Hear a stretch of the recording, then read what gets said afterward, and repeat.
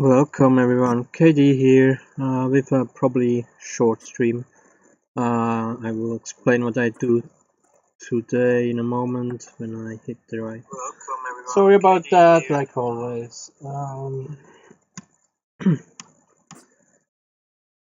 Okay, yeah, today let's go to Blender. I want to do two things that are not probably won't take that long, but you know that I have a very difficulty to say how long anything takes and so on. I have my created a backpack for Halloween here, and what I want to do is I want to add here a morph target. I want to do two things. I want to move it to the side so in the combat he doesn't wear his backpack. He has it on the side, and I kind of want to animate if he takes an item, he will take it out of the backpack. And the problem is if I have it on the back, it will be a very complicated animation. And so I guess, and anyways, would you, in a fight, would you wear your backpack on the back? I mean, it's a good question because maybe you will have to run away and then maybe you leave the backpack down on the ground. So for now, just to make it less complicated, I decided that he will put the, maybe I can should show everything. Everything is a little bit on a different layer. That he something is missing. Here it is. Okay, that he will has the backpack here on the side, and you see his special weapon here. So a little bit how should I say, combination between a hammer and an axe maybe. And the thing is kind of like this, that that he has different equipment, different weapons and so on. And the idea is that when you select your command, he will change between the weapons and so on. So that's why I have two. And because it's such a big and heavy weapon, he will have, if he hasn't selected this weapon here, he will put, he has it on the side, but so that he just can grab it and take it. And I will also put the backpack here somewhere, so I have to decide where exactly. That's one thing, and then kind of create a morph target, so animate the top so he can really open things up. And I mean, probably not for, I have to also think how I want to handle that. Maybe with the clothing physics, it won't be a big problem. But yeah, anyway, wait a moment, let me remove this one. So yeah, that's kind of the idea. So it's maybe a little bit strange. I'm a little bit concerned about this principle. I mean, it's kind of nice probably to see how the animations change while you select your attack and so on. So kind of have these little animations to change. But if you look at it from the point of how much sense it makes in combat to have really these moments, so much time to prepare your attack, it won't be realistic. But because it's a turn-based combat, it's not fast-paced. It's not a fast-paced combat anyway, so I can kind of play around with the animations.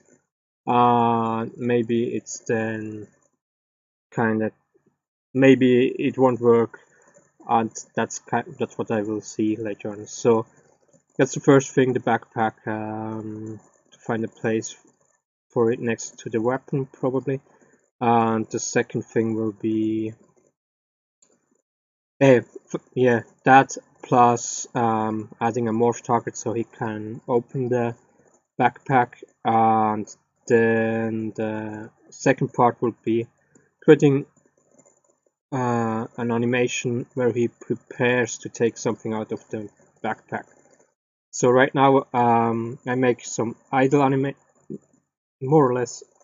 Actually, they're not idle animations. They're because I want to loop them. These are uh, more like where he prepares the attack and kind of takes, how should I say, yeah, prepares the attack, takes the weapon or grabs the weapon he may want to use and kind of things like that. Maybe you will see when I go then later on to Unreal Engine what I mean with that. Or later on when I have it on a different in a different Blender file where I do the animations, because I don't want to stack everything in one file. With Blender, the problem is it wouldn't be a problem to stack everything in Blender. The problem is then handling the export and import to Unreal Engine. If everything is together, it's more difficult. And absolute animations, if you have a lot of animations and you always have to import all of these animations, it takes a long time to just load these animations, and maybe you don't need, you just maybe just one or two animations, so it's better to have the animations kinda. I like to have it in different files.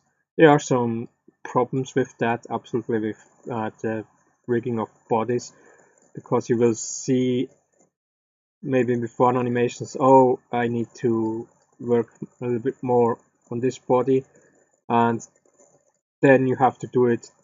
You have to do the rigging not in the animation file but in your main file, and things like that can be a problem. And sometimes maybe you want to have you want to transition from one animation to another, and you realize, oh, these two animations are in different files, and that makes sometimes your job a little bit more difficult. But um,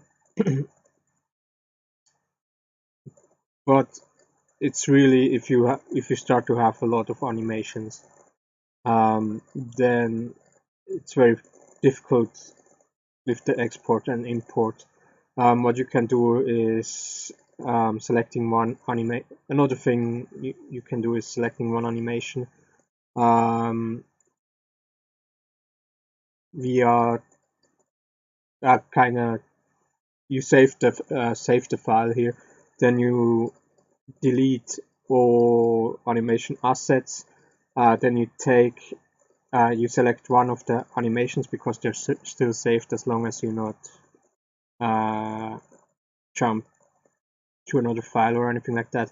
And then without saving, you start a new file, and then you move your skeleton with this one animation selected, kind of you copy paste it in one separate file, and then you can upload similar animation, things like that. So, but it's really annoying because you can't say, oh, I only want this selected animation, at least as far as I know. You can't select some animations and only upload these animations. You always have to upload everything. And that's why I often go into different files. Another reason is that there are animations that you need two models interact with each other, and then it's better to do this in a separate file, at least for me. But I mean, I'm not an animator or anything like that. So that's just kind of experience from different tries and things like that. Anyway, so I didn't do nothing since the last stream. This guy here is Alan. He is Arwen's little brother. So I don't think this is something new I show you here. I didn't do much on the 3D part, on the model. But what I started to do is I kind of prepare for adding a second player, correct, into the combat system. And what I did is in the programming or scripting side, so in Unreal Engine 4, I started to add all the variables I need for so I can then add this guy here and starting to do the command adding commands for him and so on, so I can then later on implement the second player character. What is something else to do, but not today.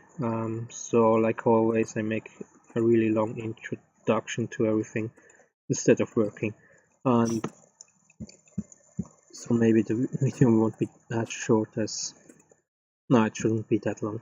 So I will take this backpack and with Shift D I make a duplicate right mouse to bring it back where it belongs, and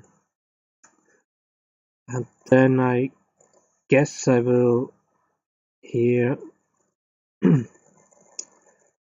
okay, we still have this modifier here. I see. Anyway, you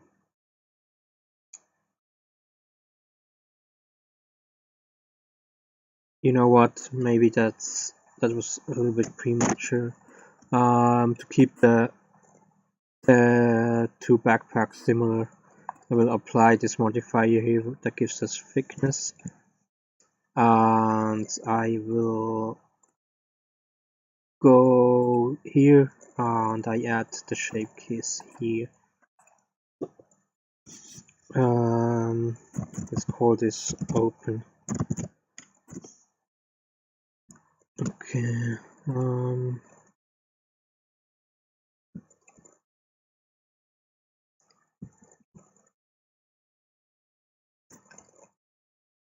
Oh, great, that's already selected, so let's see.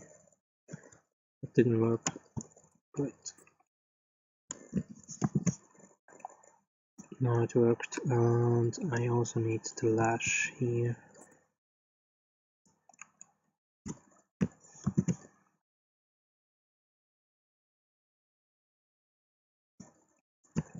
So now it didn't select the inside. That's pretty annoying.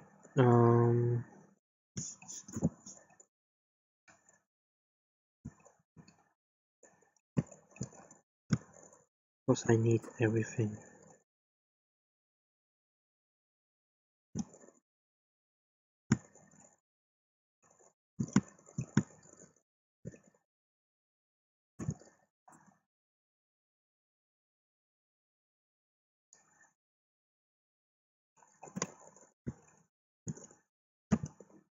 At least I guess I need everything. Actually, maybe the back here. So important is that I don't have the basis selected but open, because I want to do changes here. So the question is what I do with the back part here. I guess I need to keep more or less same. I did.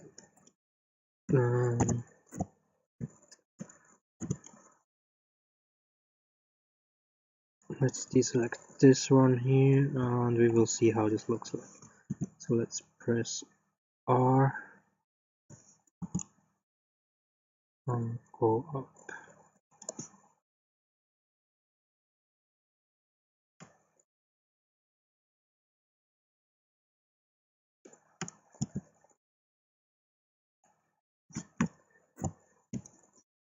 Yeah, I want it to be open more. I guess it shouldn't be too big of a deal. I can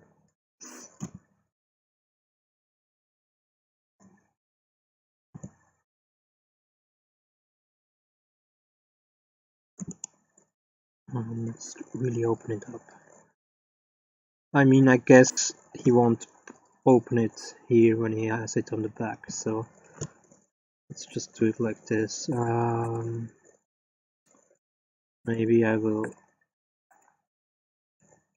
put this jacket somewhere else, because it's distracting right now.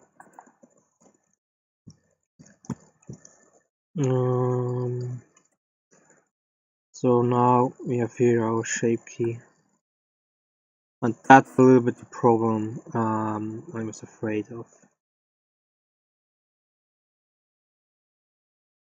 Do I have to animate this better? Can I animate it? Yeah, I guess I can.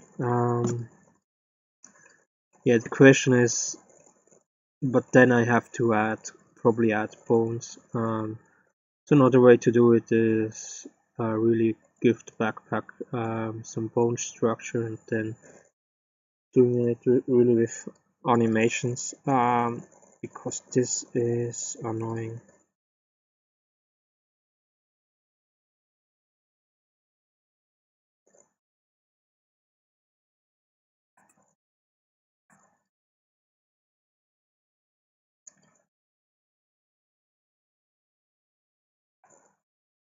Oh.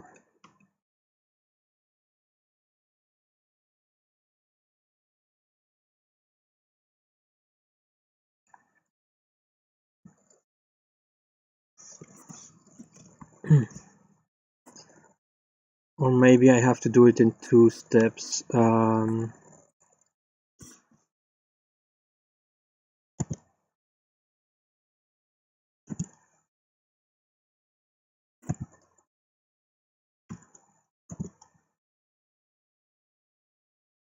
Let me see.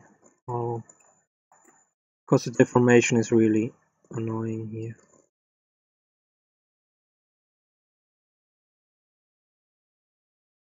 We have also another problem. Maybe I have to do it even in 3 steps, with this one here only. Because right now it goes through, yes. So even here we have some deformations. The question is, can I do it in 2 steps? Yeah, we really see the deformation. It's really annoying.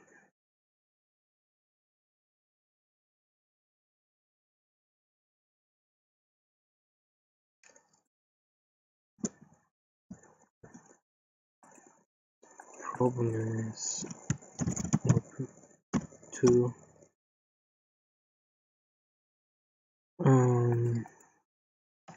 Yeah, the problem is that I don't think I can take it home. But let's see how it reacts when I do this. Let's just test it out a little bit. Ooh, yeah, that's garbage. Okay. I mean, I guess he doesn't have to open it completely.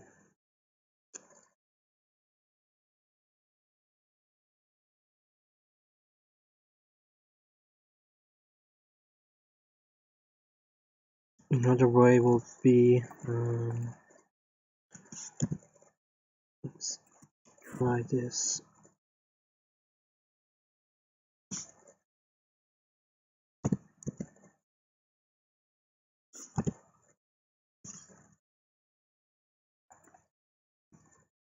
Yeah, so I just look what looks the best, but we have way too much deformation. Now it goes even through the inside. Maybe it would be the best thing to animate this, but I mean it's on the side, so I can think about it to give the second backpack a separate. Another thing will be oh,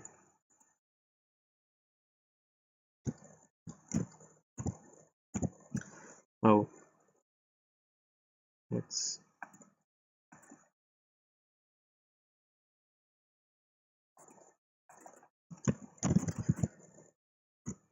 Yeah, there are 2 things I could do now. One thing is just open it around here. It probably would be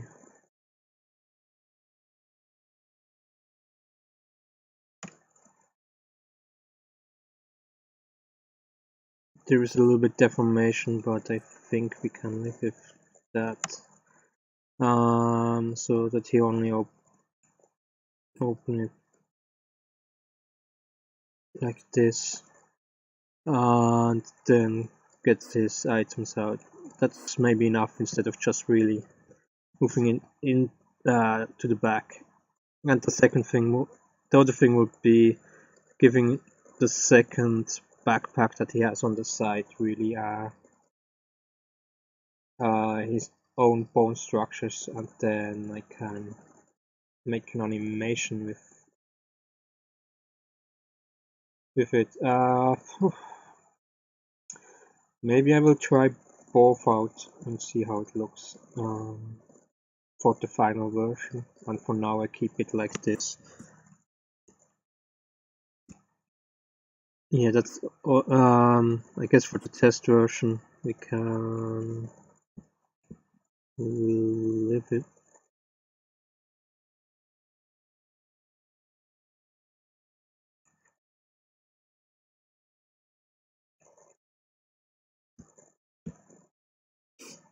Live with that. So however, I have to do something else, and that's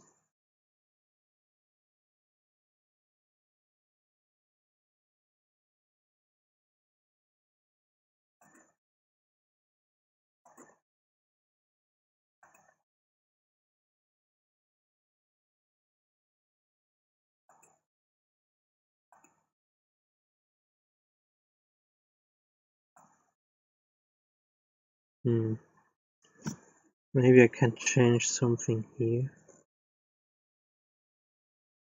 This is like cardinal B-spline.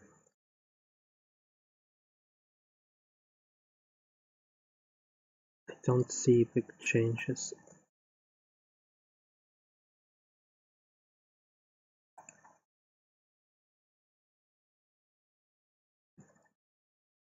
Yeah, let's take relative. Maybe. Let's test this out.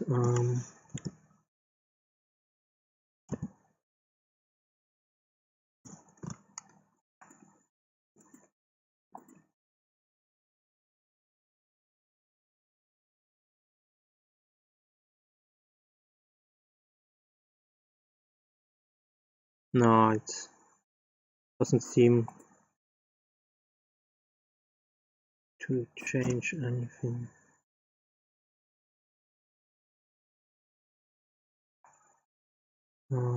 Let's go back to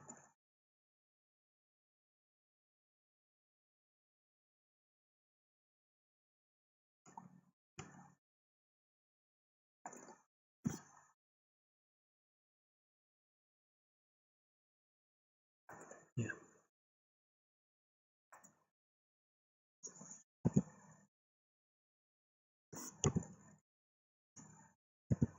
Yeah, like I said, probably for the final version I will test out both. For now we'll keep it kind of so half open, I guess.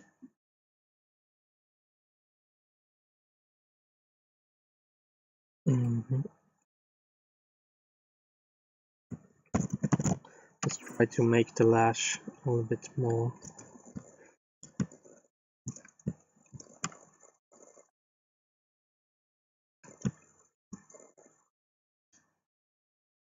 Let me see how I could do this.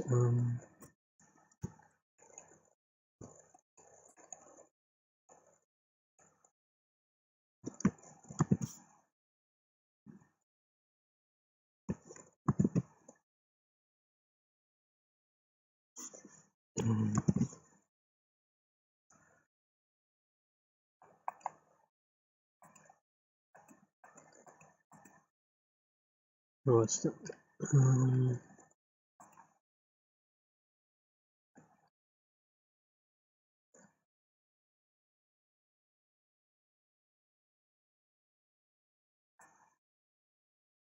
Here. Yeah.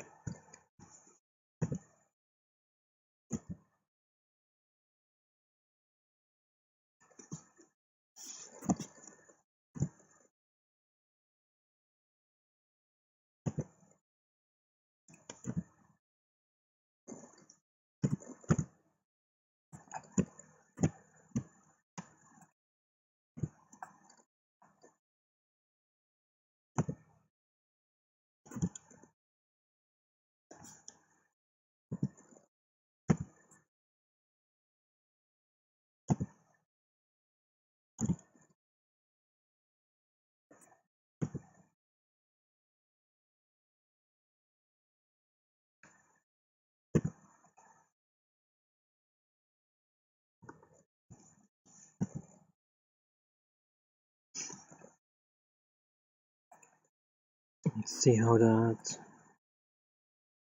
this will look.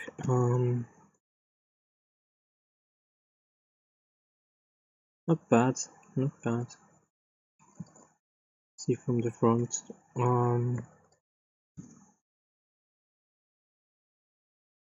Yeah, a little bit collision there.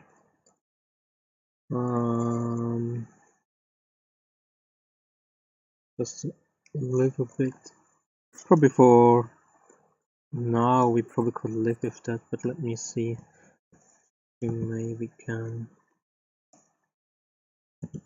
work this out better.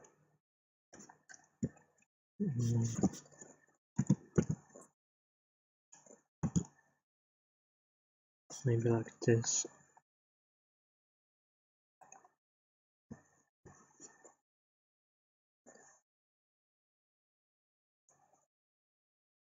Seems better.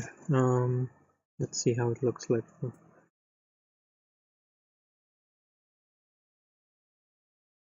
Yeah, that's okay.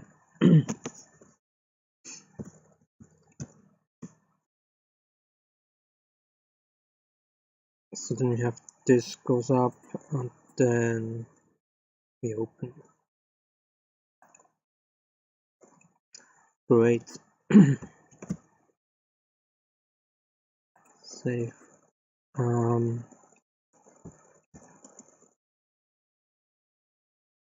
Okay. Now let's see. I have to get the rest in.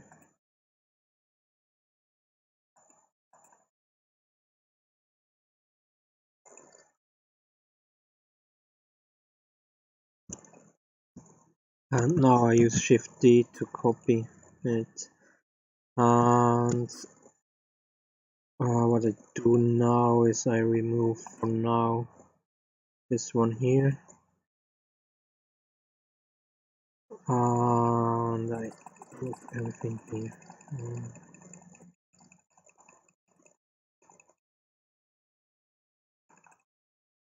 Okay. Edit mode. Select everything. And always move stuff in the edit mode, otherwise you will get problems. Let's offset minus 90.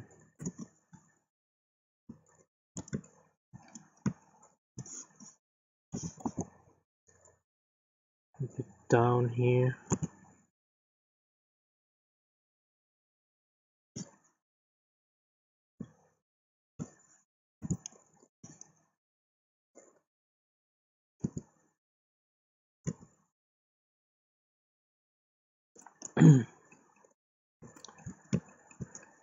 And then I guess I have to change a little bit the, how do you call this, or these parts here. I don't know.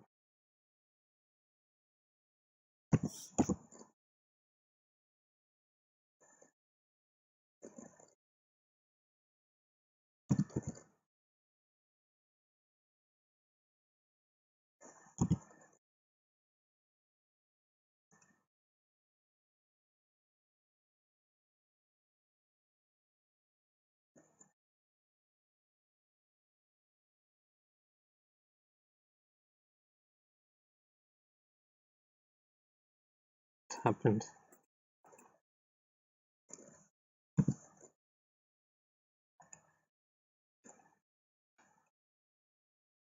Why? Ah, shit. Okay, everything's fine. Everything is fine. That's why we saved before.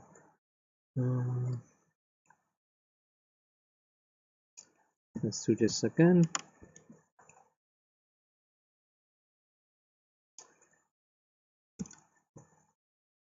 Let's duplicate this. Let's remove this for now. Actually, I didn't have to remove that. I had to remove it.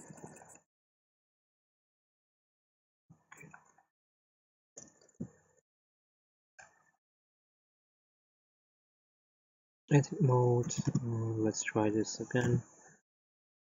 Here, start up.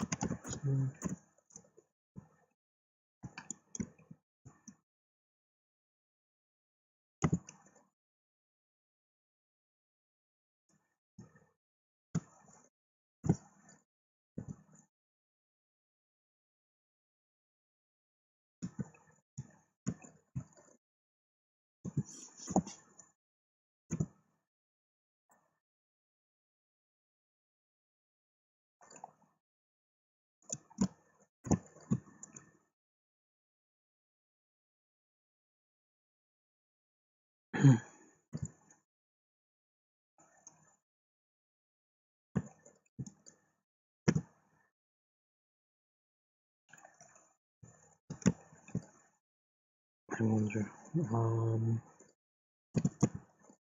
See, maybe I want to have it just really flat. Why is not everything selected here? Come on.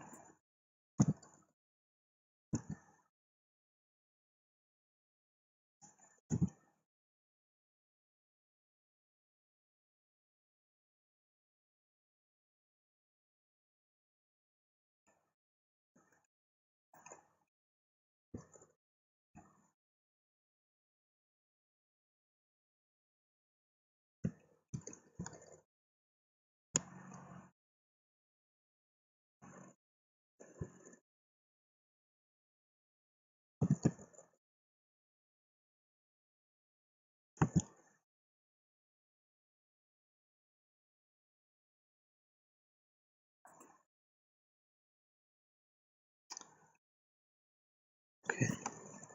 I think for now we can live with that. Maybe I have to think something else. Yeah. So I guess for now I will bind it to Arwen's skeleton. I mean, I guess it's not 100% needed. I mean, to bind it without any weight, without any rigging, just so Unreal Engine will recognize it as a skeletal mesh and it will be connected to Arwen's skeleton. So when I add the backpack, the reason is when I add the backpack into the model, it will be already on the right place. I put it into the actor or character blueprint, then it will be already on the right place. I guess or something. Yeah.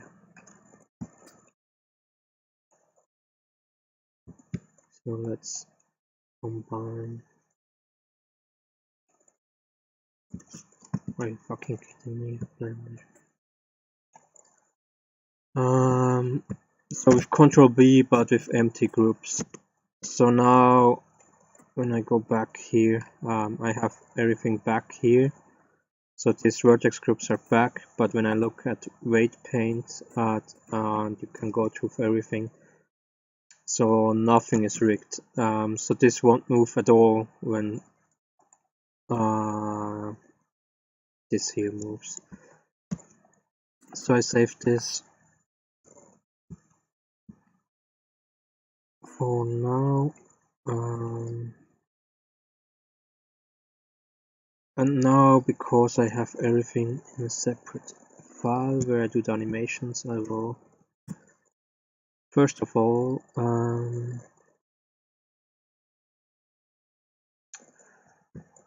maybe first I have to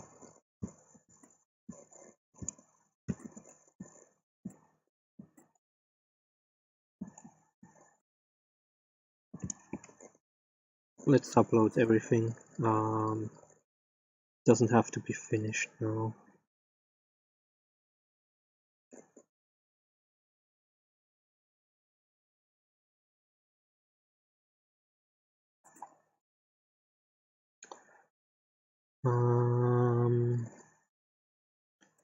PC mesh Arwin backpack combat, I guess.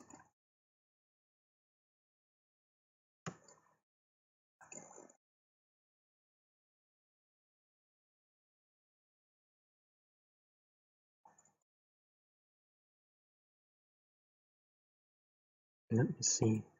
Maybe everything takes longer than I expected, but yeah.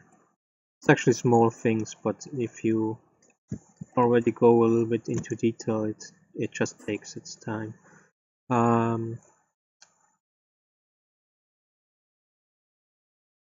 Let's take the weapon here.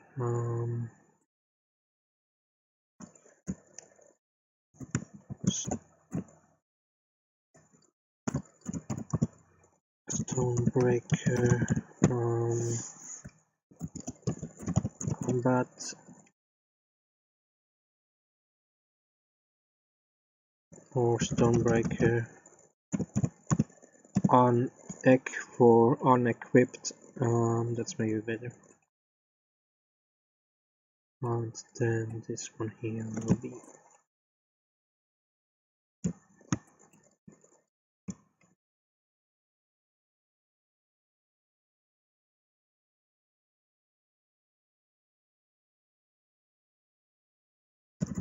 equipped.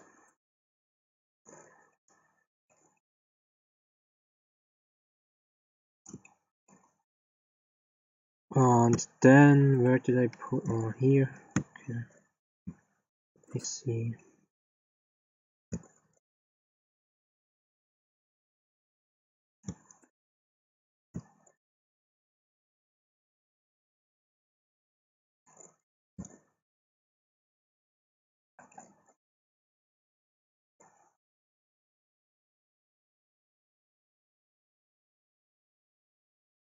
Or let's call this by the name, otherwise make it problems. Arwin, I mean the name of the guy who wears dagger unequipped.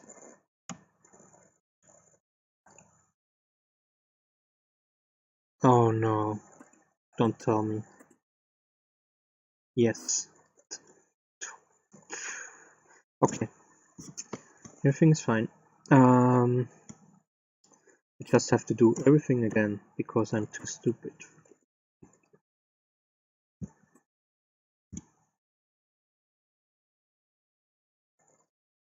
And then his dagger equipped.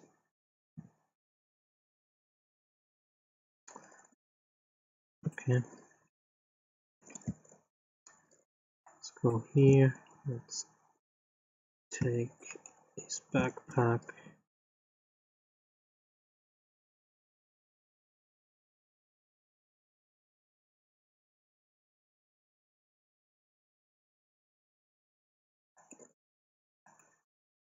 I put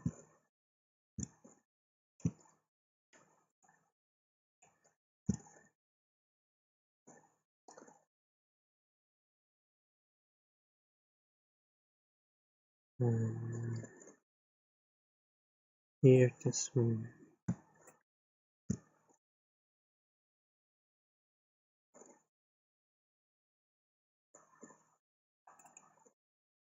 On this one. So now let's go where the backpack is. I will save this. I take you.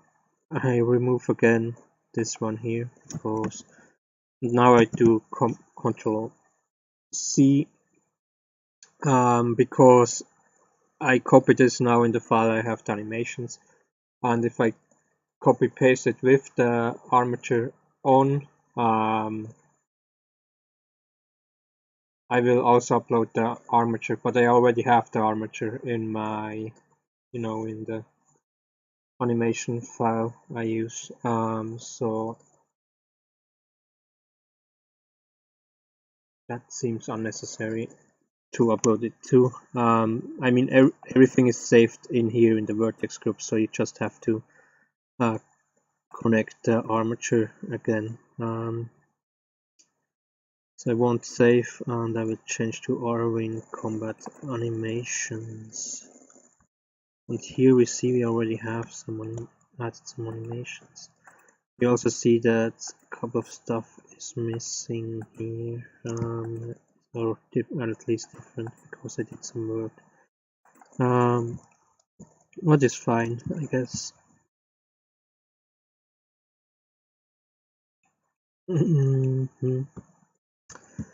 I also see something else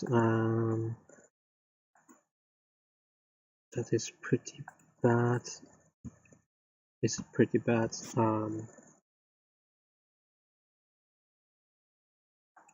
Where is the? Why are you in here anyway? No, that's the second.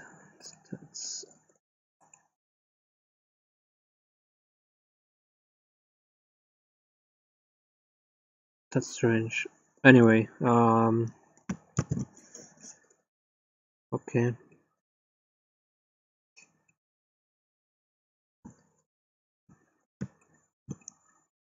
Yeah, I guess.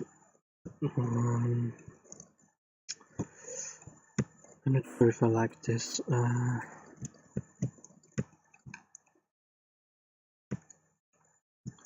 Yeah, the problem was I had a lot of problems with grabbing Stonebreaker.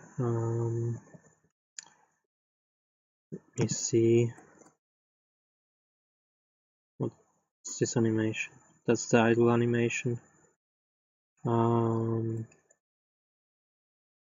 Stonebreaker. I called it idle. This is not the idle one. Ah, no, it is the idle one. It actually is the idle one. Fine.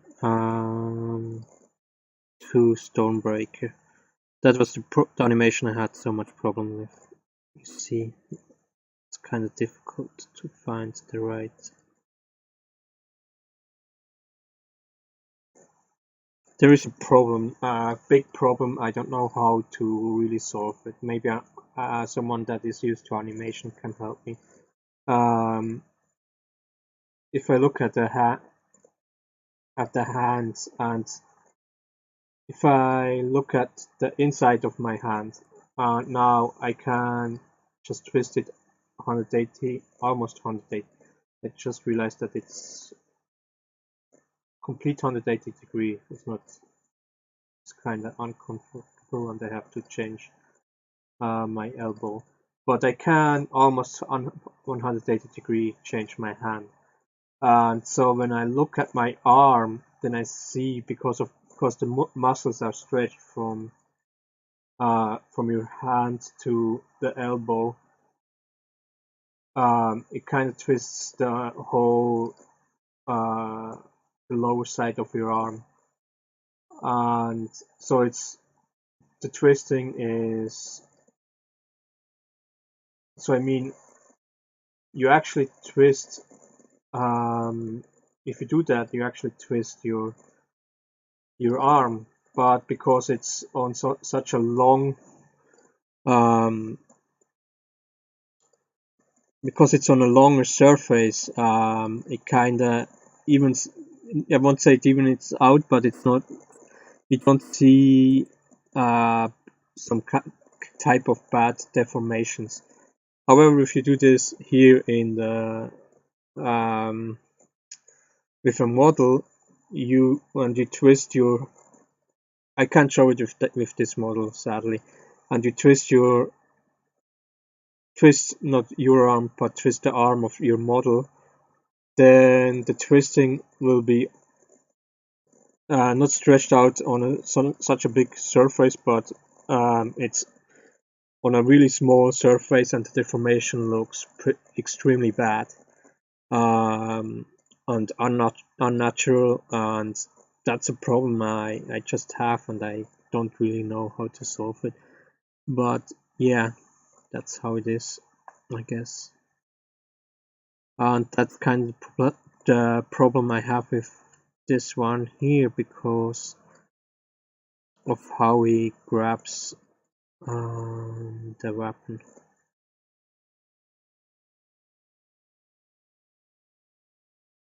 I also realized something else.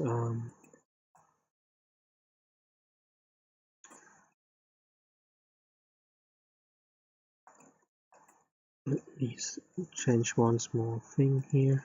Let's go. Not edit mode, sorry. Pause. Something selected. Yeah, there.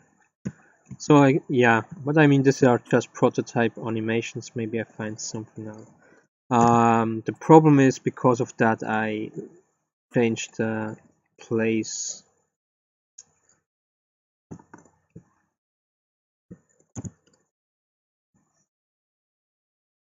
Change the place of the Stonebreaker when it's unequipped, and that's maybe now a problem because it stands before the backpack instead of being here in the back. Okay, let's go.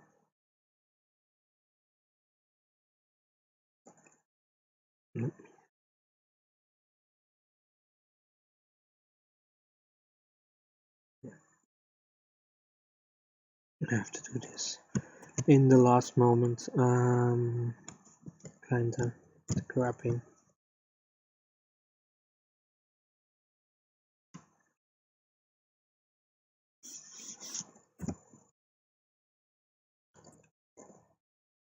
Otherwise, there are some problems with. I mean, yeah, for the prototype, I anyway can't fix everything. Let's see how this looks.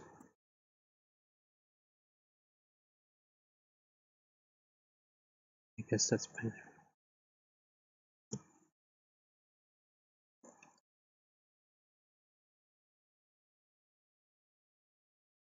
Yeah, I had a long time to see. I'm not sure if this is the best thing here. It's strange to me why I didn't add the equipped version of the Stonebreaker. Maybe it is here. Oh, yeah, it is here. So the idea is that he then, I mean, this is just a preparation. So it's actually here. This is just a preparation, so he kind of starts to grab it. And now when we select, yes, we want an attack with the Stonebreaker, he goes down to his knees, kind of to the right position, so these two Stonebreakers overlay, and in this moment we change then from the unequipped Stonebreaker to the equipped Stonebreaker. And if we manage to do this well, we probably have to put some time in it, but I guess this is anyway something we'll see then how exactly we do it.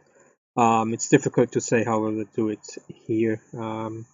Something we have to also look in Unreal Engine, and that's why we kind of create these prototype animations to see how it works. The problem with that is now really that we have it the Stonebreaker. The problem is, because the head is down, it would be much easier if the head would be not in the ground, but up ahead. But that's not a possibility, because how how do you wanna balance your weapon like this? So that's just not realistic to have the head on the top when he has the weapon on the side. So I kind of have to grab it like this. What is, like I said, the problem? Is it a problem? Maybe, maybe not. But what I definitely have to do is taking this one here, and so that's now the problem, because I have two different versions of this Stonebreaker that is unequipped on two different files. So you have to be careful with that. But I guess let's upload this one here as the new Stonebreaker for now.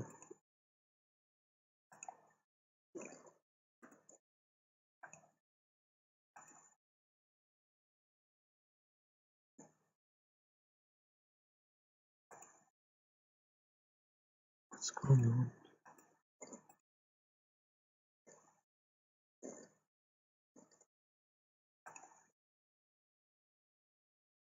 This is the unequipped one. Okay.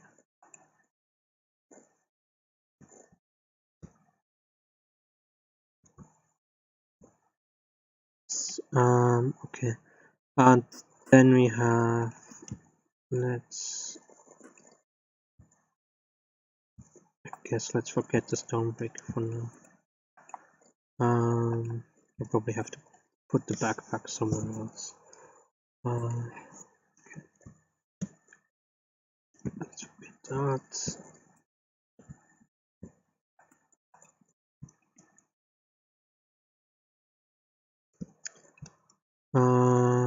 Okay, let's go through the other animations just to so I can show you. Then the dagger. Oh, I did this without the jacket. I guess. Okay. I didn't realize that this. Maybe I have to think about something about the jacket. Some kind of morph target here. I'm pretty sure I did this animation without the dagger. So the idea is kind of that he has the dagger in here. Where is the dagger? Here. So he has the dagger here in his belt. And then he kind of grabs it like this. So I guess I can do it somewhat, or maybe the jacket was at that time. Not shouldn't be that big of a deal. No, that's not possible. Anyway, yeah. So there's still a lot to do, but I guess for sake of testing things, we can leave it like this and don't have to think about every detail right now.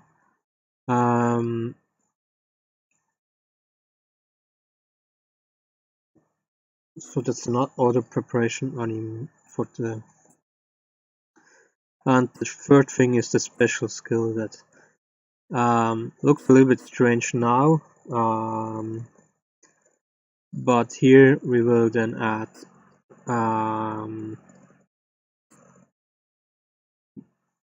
particle effects. I'm sorry, my cat is yeah.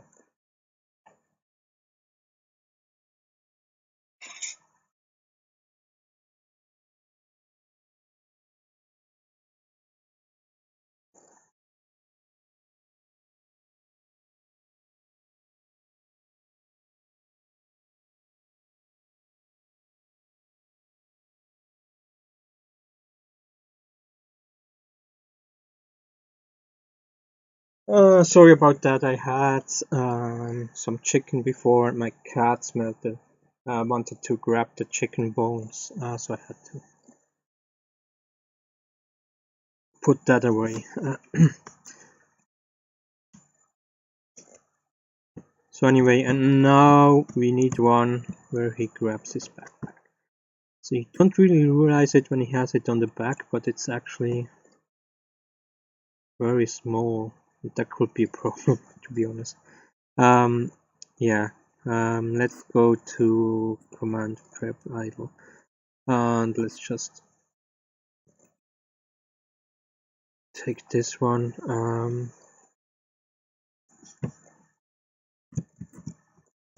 Backpack prep, I guess. How did I call the other ones? 2 dagger 2. Okay, let's call this 2 backpack.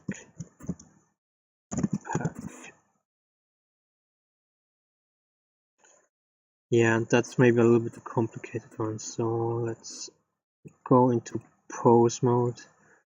The problem I say why it's a complicated one is because this has to be, these are very fast animations, and going to the backpack is it's maybe difficult to do this, maybe not, to do this really fast.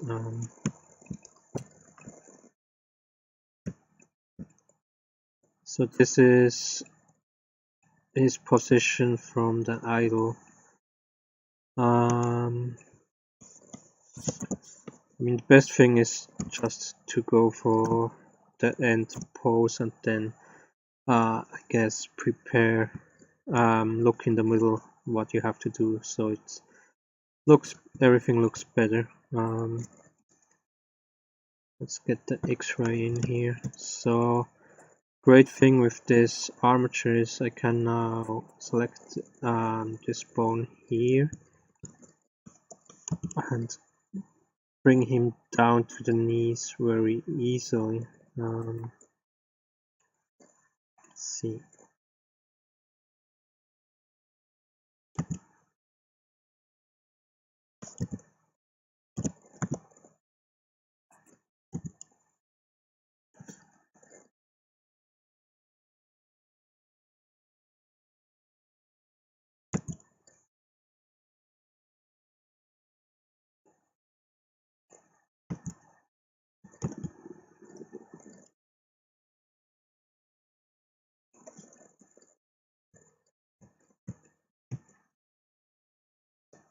Here we see we have a lot of problems with the rigged mesh right now, but I guess we can more or less ignore this for now. Here around the knees, we have to do a lot of work.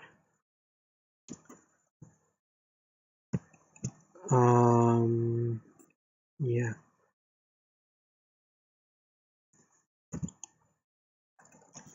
Maybe we need first.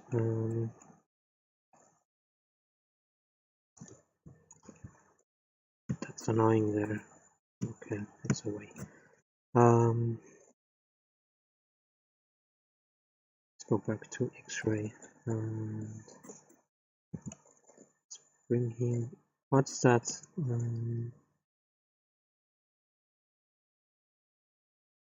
This is from the body. Oh, that's from the jacket. Yeah. Doesn't help to fix here. Have to fix this in the other mesh. So ignore this for now. Something we have to change then. I mean, we have to do a lot with the rigging. Yeah.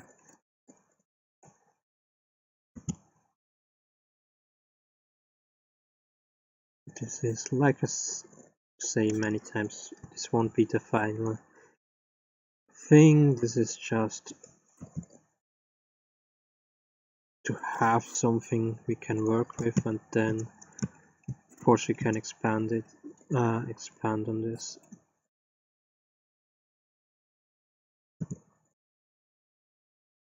Let's bring him down a little bit more. Like this.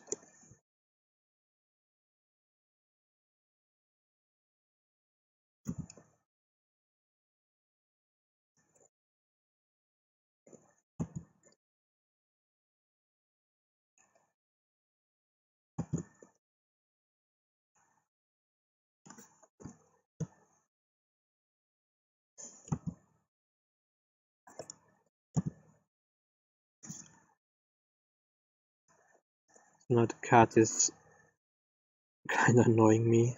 I guess he's a little bit mad that he didn't get any chicken. But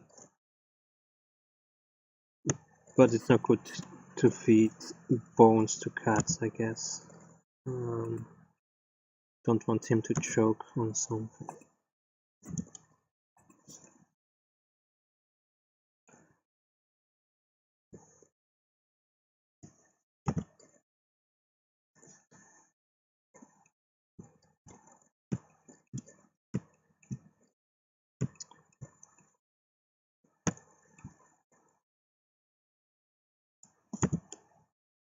I mean, he doesn't have to reach it 100%, I guess.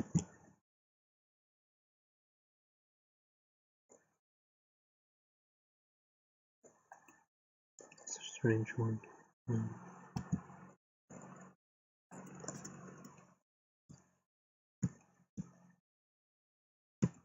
But I guess I could also go a little bit more down.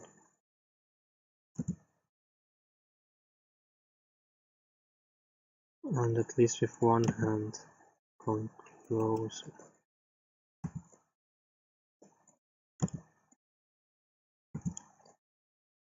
Yeah, I guess that's some point I want it to be. A little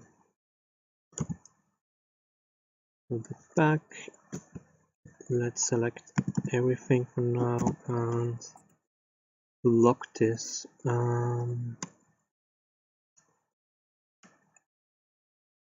Guess this is a little bit unnatural here. Let's put the elbow down. And let's see how this looks like. One thing is really that, oh, he goes down by twisting. I wonder if I just keep it for now like this. We have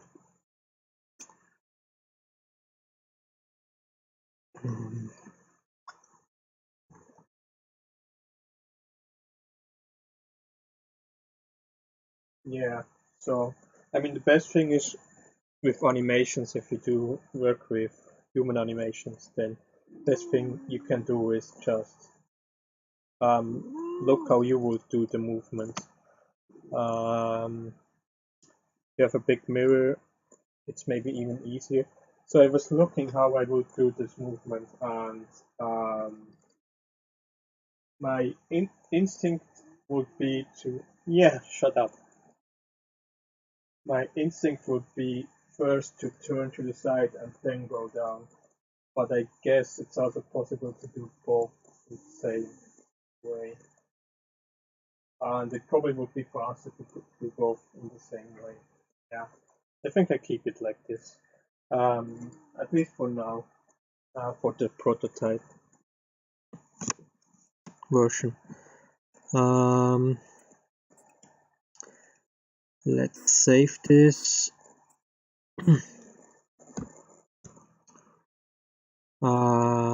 Yeah, and export.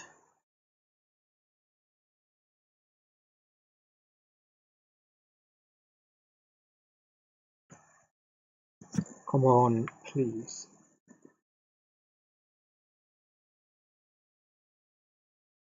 Yeah, the cat is really. Do you want?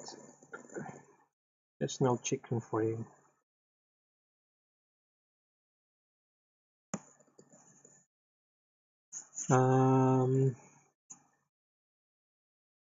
Let's see. I have, yeah, mesh arrowing. I guess I will put it. Don't want to put it in here actually. Let me cancel this for now. Don't import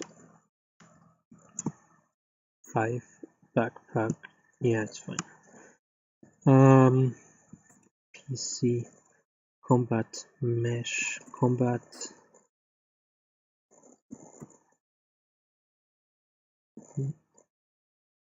New folder.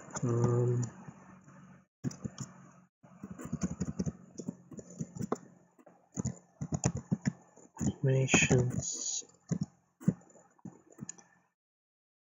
So we also separate a little bit the animations in combat and not combat, I guess.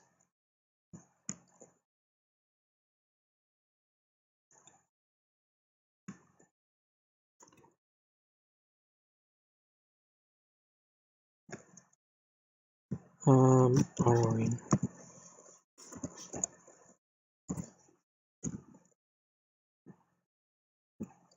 Okay. File, export, VX, let's go to here, combat, animations, arrowing. Actually, this one is quite useless. No, it's not useless. Yeah.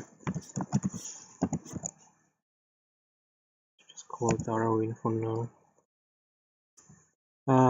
Let's change this to animations and export.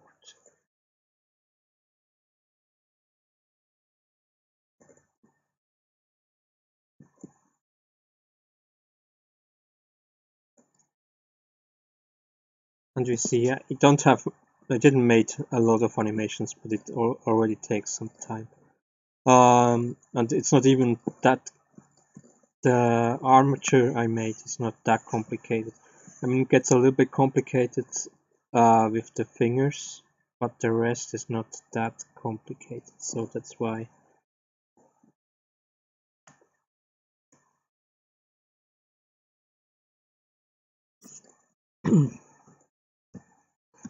And I guess it's a little bit complicated with the fingers because I still have some users. Whatever.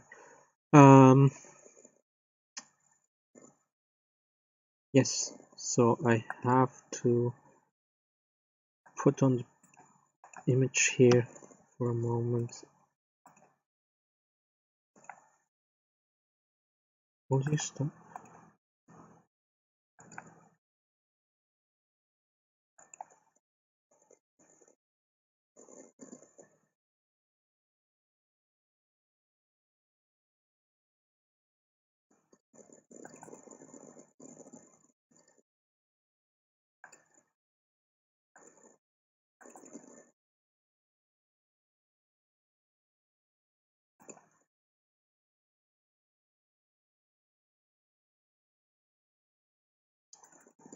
Okay. It's back on.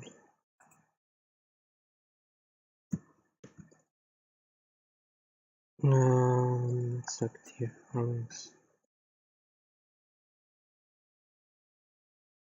Import all.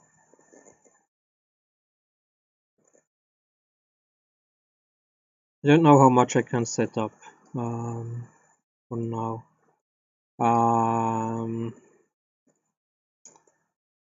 We will see.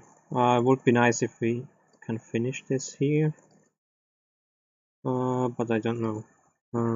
Anyway.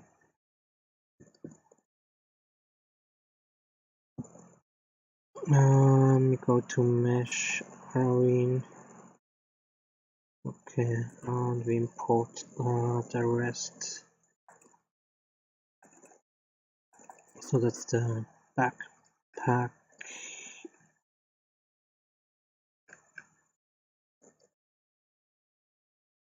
Wait a moment.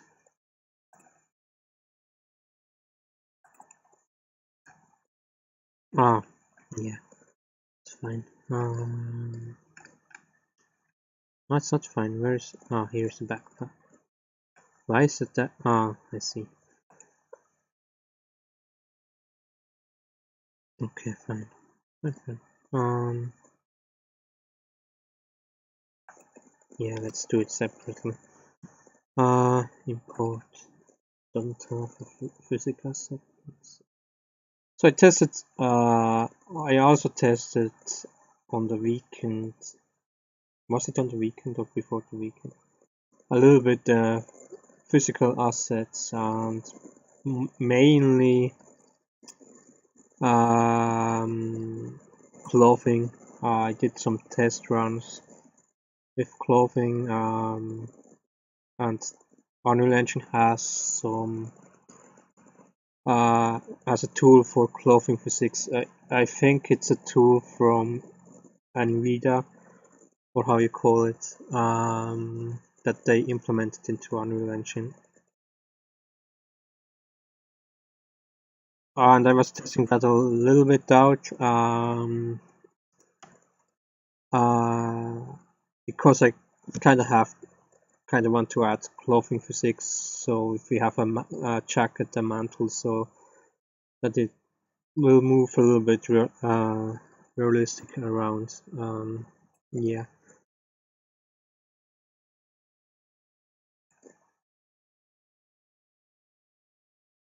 So I don't know if I will already add this stuff for the demo version. That's a question. For the demo version, so kind of really how everything looks and things like that. Is not that important to me. So if things are not finished yet, then in this direction, like with physics, with animations and so on, I can live with that. Important is that the game mechanic works for the demo version. So it's difficult to say how far I go in different aspects when I think about the demo version. Of course, then when we then go to more the main game, these things I want these things to be better, maybe not finished, but already good from the beginning. And I know there is kind of this first impression, very important thing. So that's why I kind of want to. There is a saying that the devil is in the details, and that's very true. But because really kind of putting the details together, that's really where you can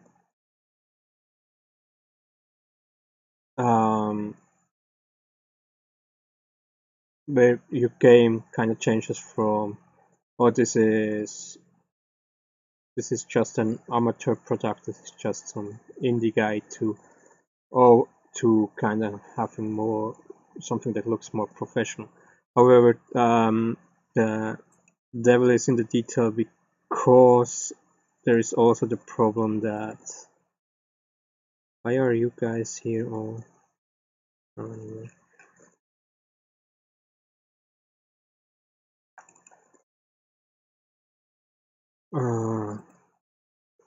That.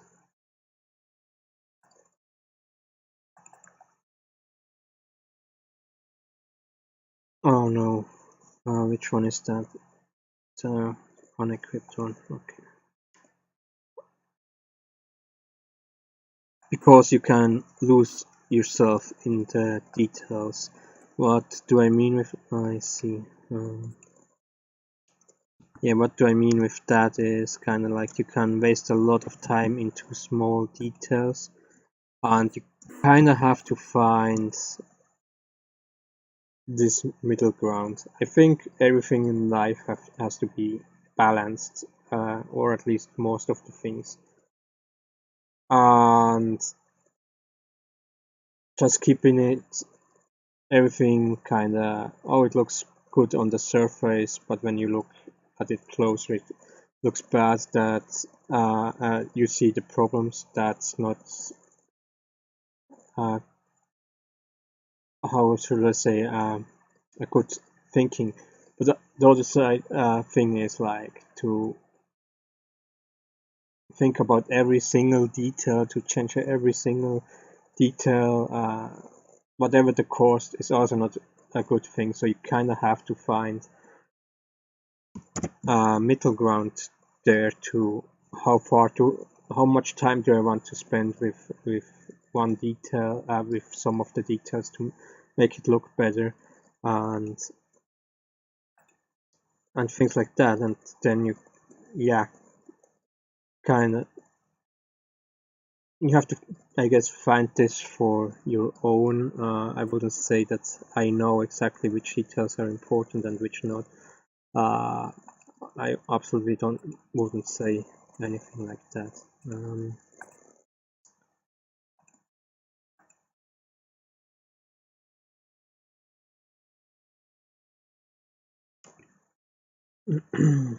So this is, yeah, something you maybe want to think about, and something that has everyone to find out for himself. It's probably a little bit about your character, how you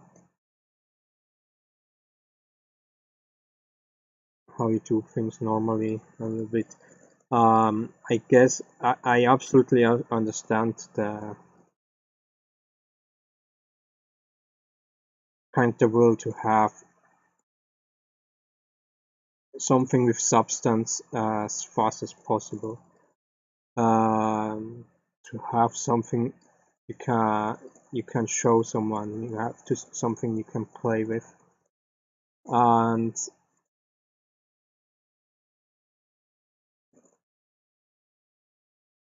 to achieve that, it's probably better to ignore some of the details, but really for the final product you maybe want to revisit these details and really go more into stuff, and absolutely with animations, with textures and things like that there. You can do a lot to improve how your game looks and how it feels like to play it and so on.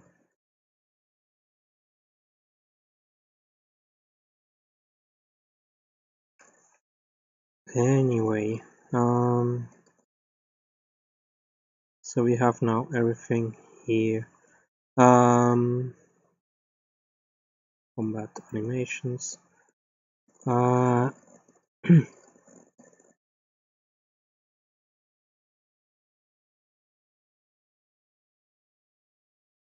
Yeah, I wonder how I want to do it.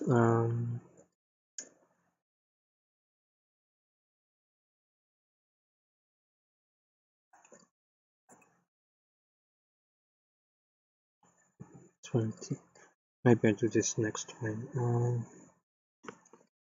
We also have the problem here. Yeah, we have a problem that we don't have a full body. So I can't even look at the animations very well right now. Yeah, what I think I have to think about is how I want to set up the animations.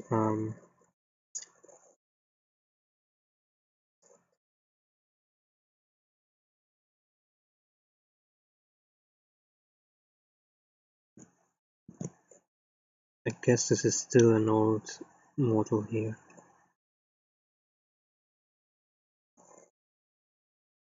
The hair. I remember that I changed this here. I guess we only, which one is that? The Stonebreaker? Yeah, we only moved the arm here and the hair had some. Yeah, I remember this very well. The question is, where did I change this? That's the problem. I hope I did it in the right one. Yeah. Anyway, I can't even show. Yeah, the question is, but I guess that's fine.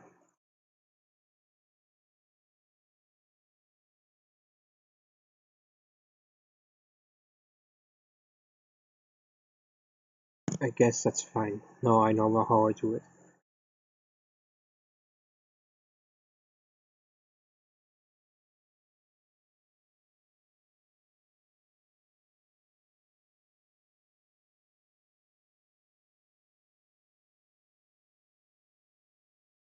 There's one problem with that method, that's how to go back. But I think I will do different animation blueprints, so that's again something you have to find out for yourself. I like to have things separate. I don't know why, it's just I like it more. I find things better this way than just smashing everything in the same thing. And the thing with the animations, in my test project, I put everything in. First, I put all the animations in one thing, in one animation blueprint, and it got very fast, very chaotic. And I think some people don't have a problem with that. They can separate this very good, because they're maybe less chaotic than I am with this stuff, and put everywhere comments and place it very nice and so on. And that's kind of something I never put time in to organize stuff. So I kind of having it separated from the beginning helps for me a lot. So I don't fall in my own trap, let's say it like this. So the idea is that I do separate blueprints. So anyway, there would anyway be a separate blueprint for everything that happens in the world and everything that happens in the combat.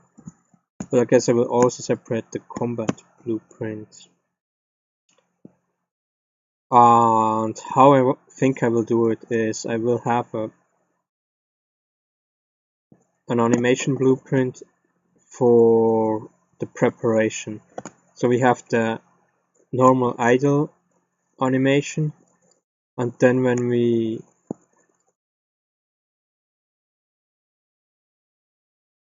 go into the command list and we hover over the commands, in this blueprint we will change to this different preparation animations I made at this point.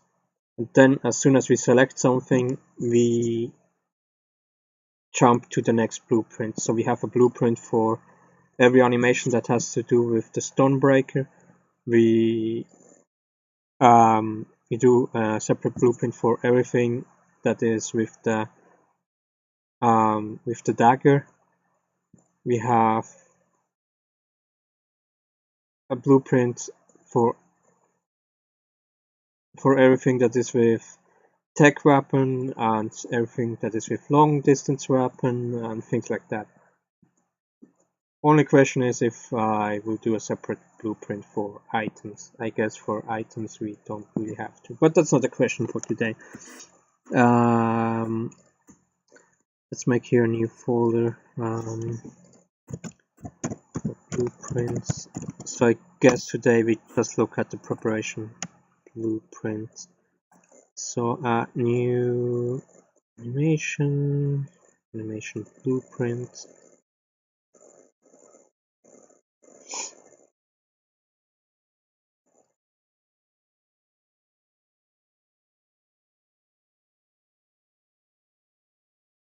Marine skeleton. Let's look at this. And this is funny anyway in combat. Preparation. Preparation. Preparation.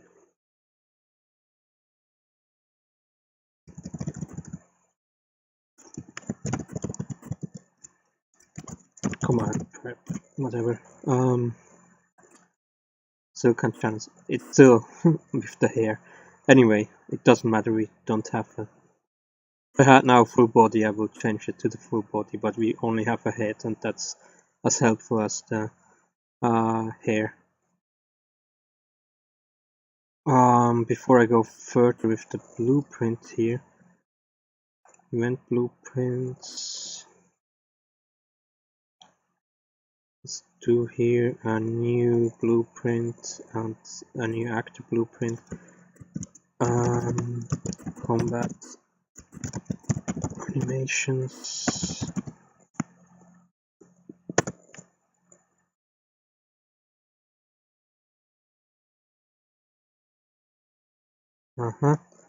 And we move this in here. I open this up.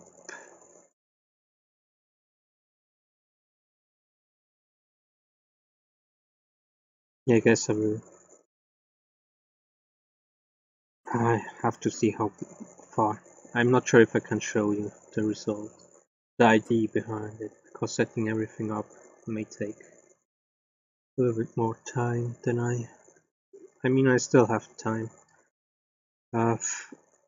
So that's kind of this week. I want to do more, some shorter streams.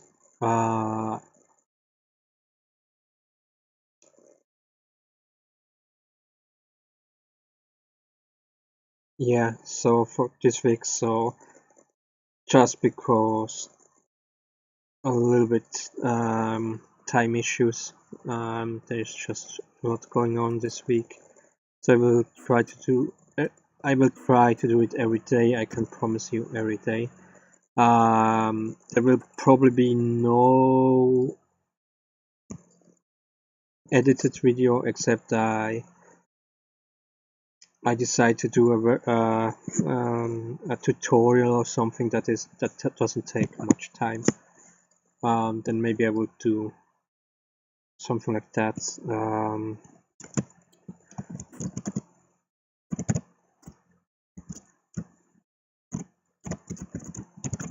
Let's call this ROing blueprint number. Let's do it to integer. This one is ROing. Okay. And duplicate this ROing prep.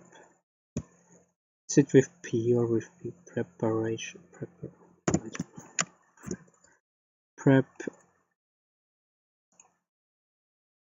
Then ROing array.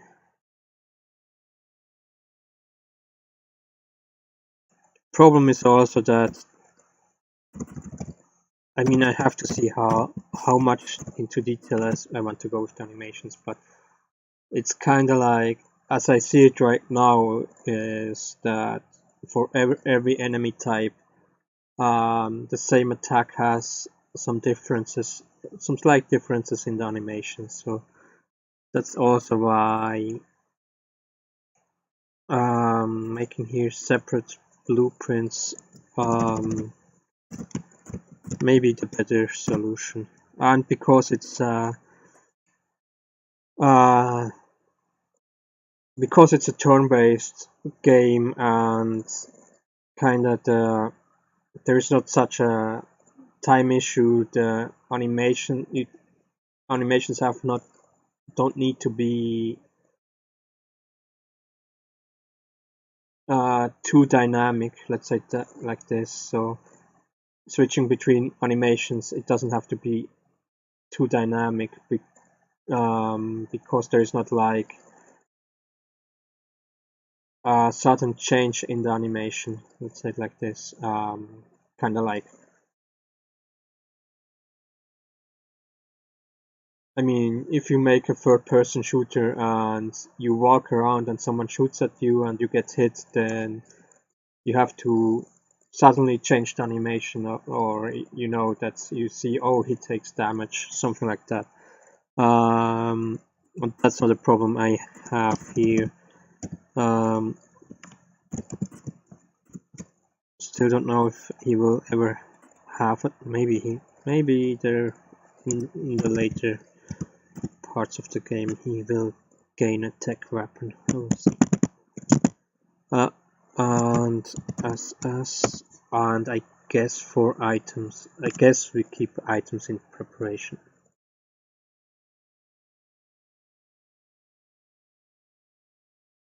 Because what do we have now in the preparation is maybe you have quite a bit in the preparation actually. Maybe it's better to do items separate. Because I just think about there's also the enemy also attacks, so we kinda need to have the getting hurt, blocking and stuff like that kinda need and counter. So in preparation, let's do the item separate. It's maybe a little bit a waste. I have to think about. But I mean, there are also different item types. So I mean, there will be a different animation to drinking a potion than having an attack item like a bomb. So I don't know if you have a bomb, but if maybe so, there will probably be something like a bomb, something that deals damage to the enemy. Then we have a different animation, of course. So maybe this is not bad. We have everything separate. So I will compile this.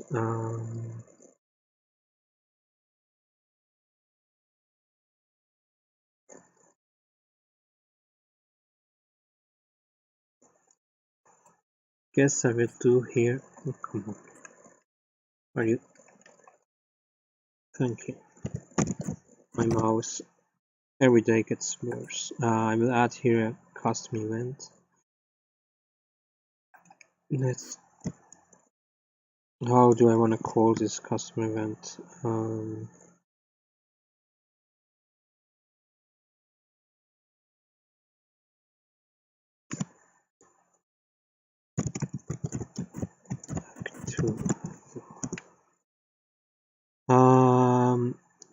Yeah, something like that. Back to idle. What I want to do here is when the whole animation thing is finished, we go back to the idle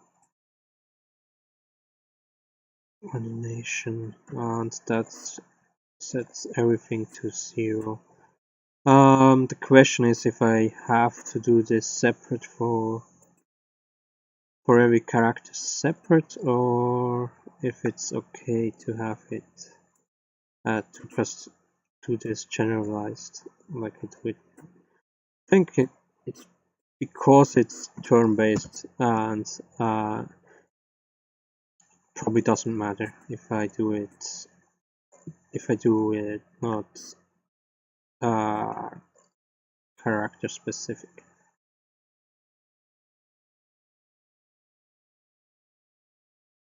Another thing I could think about actually is not to use the characters but just use the player number. So,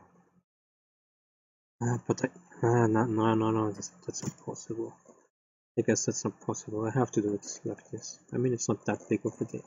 So now with that intact, we can go to our animation blueprint here. And like here a little bit longer we can go. So, and here we can now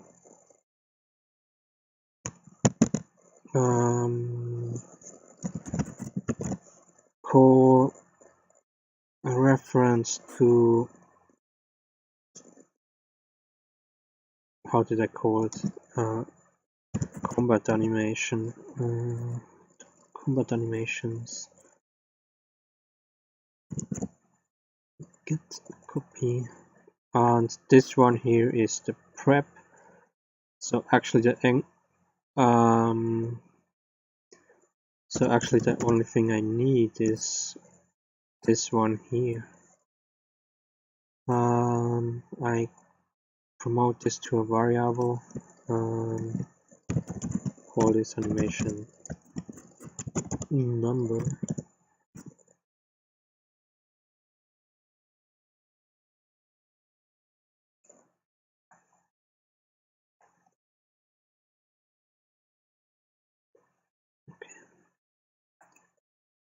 Maybe it depends. I don't know how long I can. Here we need a state machine. Add this in here. So combat prep idle. This is our standard.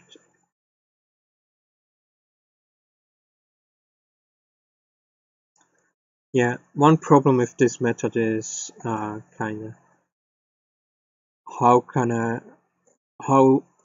exactly do I want to animate it when we go after an attack, go back to our idle. I guess I have to do this. I have to go back to the prep idle in while in the specific blueprint before we jump back to this blueprint. So maybe this, what I did here, was completely useless. Because probably I have to do, yeah, I have to see. Maybe, I mean not completely useless, maybe just this one here. Let's remove this one here. Because that, maybe I should explain this. So the blueprint number is which blueprint we use, and all the others are which animation in these blueprints we will use. I hope that makes sense. So yeah.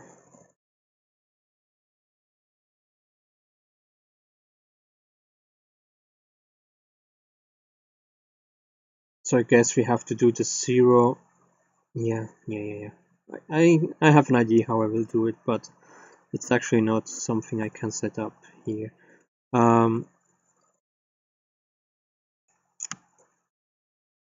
So yeah, Stonebreak, that's not for now. You know what? Maybe I can set up one, and then I can show you what exactly I want to do. Yeah, because I don't think we can set up everything. I mean, I guess we come to this 2 hours limit until I have set up everything. Anyway, so we have now 2 animations. So here we can set it. I don't want it to loop. I just want it one time. I guess play rate 1 is too slow, but we keep it for now like this. It's better to start with a slow, and then we can always speed it up. It gives us less problems. And this one, so I took the same animation and did it 2 times. I don't know if we can. Probably in the final version I have to do 2 animations, but right now for now I kinda go the lazy way, and I change the play rate from 1 to -1. That means it starts from the end and goes back. Again, instead of having, so now I can go from the idle animation and do this animation, the preparation animation, and if I want to go back to idle again, then I have then it just will play the animation back. Probably in the final version I have to do separate animation for going back, because there are I realized there are some problems with absolutely with morph targets and so on. So yeah, but that's something I have to see later on. We go here, so we have to define what happens between everything here. Maybe I put this a little bit up. So that's the cycle here. And I don't set it up with everything because we also have to somehow switch. Yeah, between. Yeah, I mean, it's just a lot if you want to set up everything. Let me see now. It's here. So let's get here this animation. Get equal not 0, this will be 1.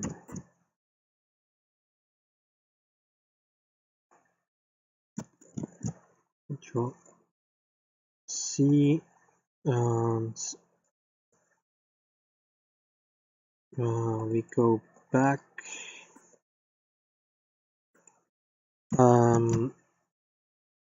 When this one here is on 0, and I guess, and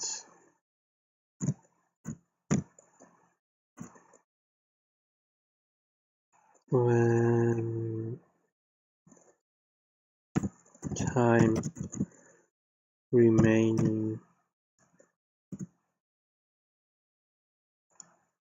is smaller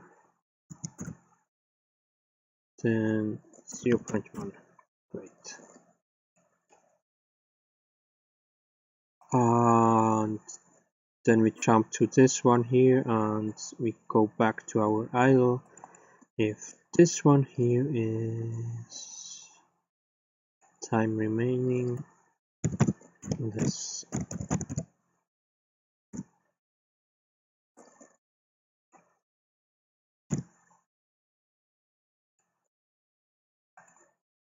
that's 0.1. Just so we have smooth transitions. I'm not sure how practical it is to have everywhere these smooth transitions, to be honest. It's something we have to figure out then. So I guess we keep it with that for now. Now we have to go to our widget, combat, commands,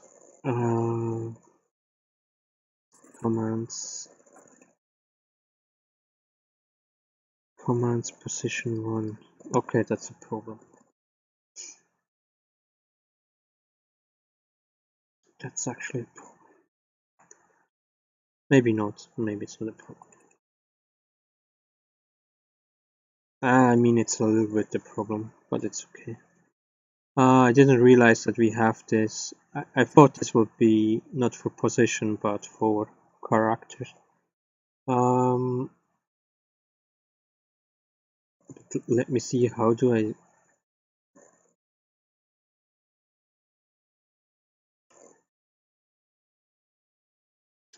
Oh, yeah, no, it's fine, I understand.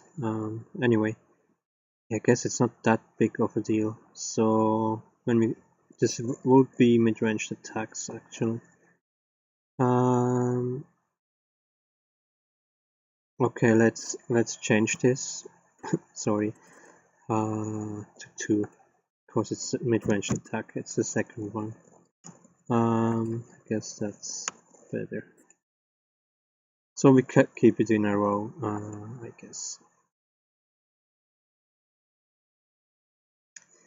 Yeah, it's a little bit annoying to set it. It's not that annoying. I mean, copy paste. It's not that annoying, actually.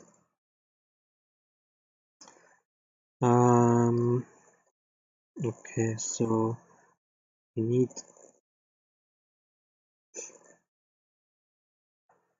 I guess we need the combat blueprint.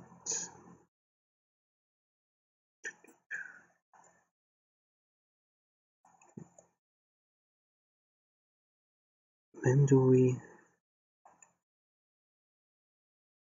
Let me open up. I anyway need this, the PC.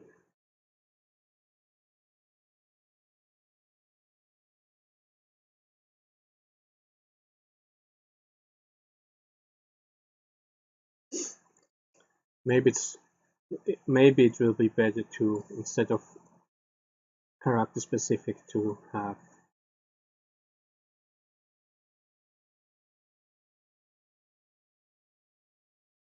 Yeah, I have to think about it. Oh man, I'm not sure.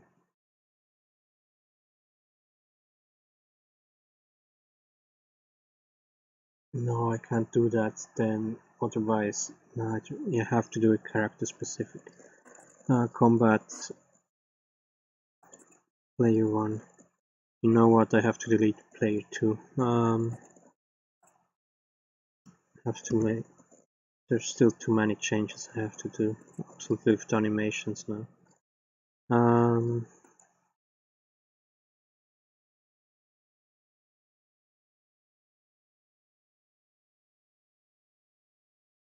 Is there some set command widget? Set widget visibility. That's what I'm looking for. Oh, I see.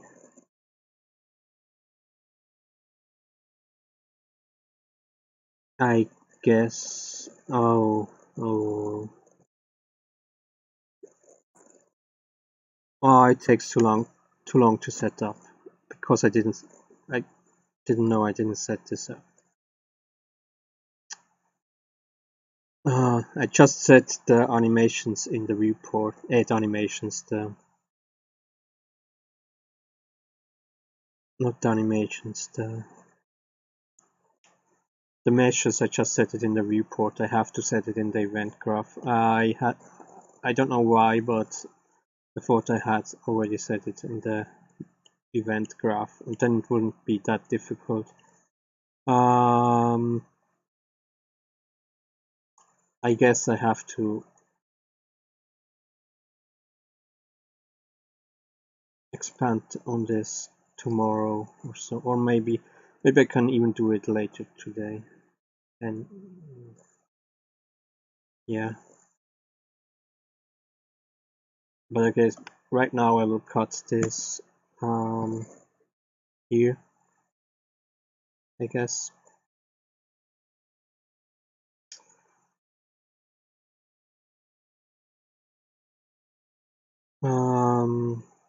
So I'm sorry that I can't show you what exactly I want to do.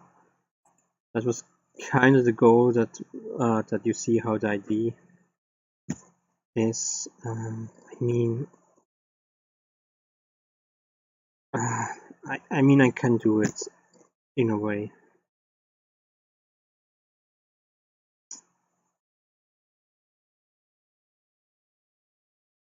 What's the name I gave it?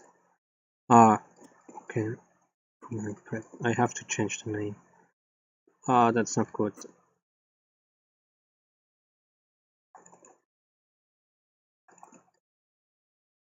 I mean, no one knows which character we have here.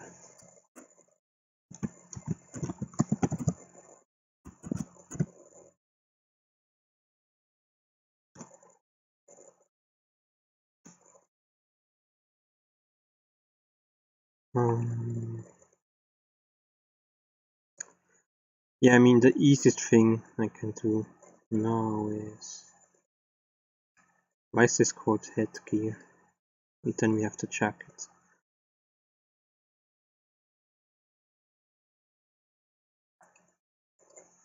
I mean, I can set the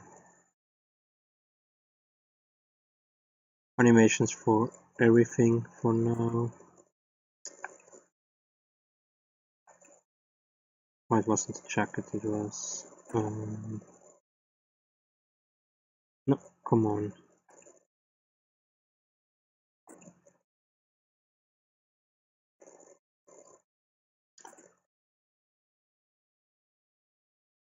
Maybe I can go a little bit...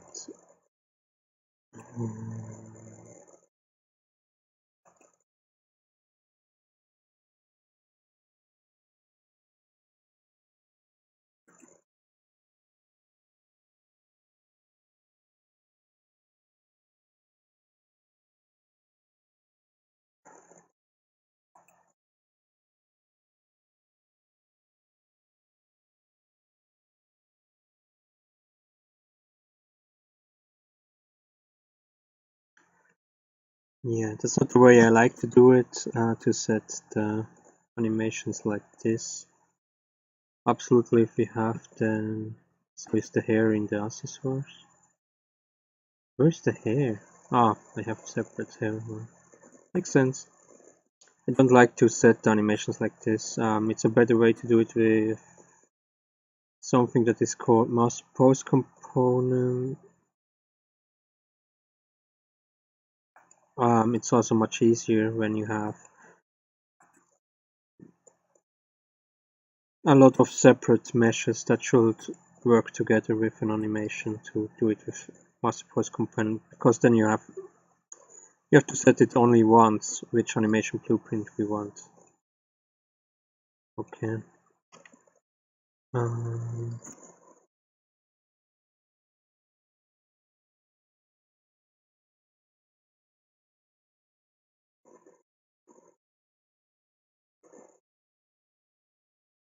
don't like this.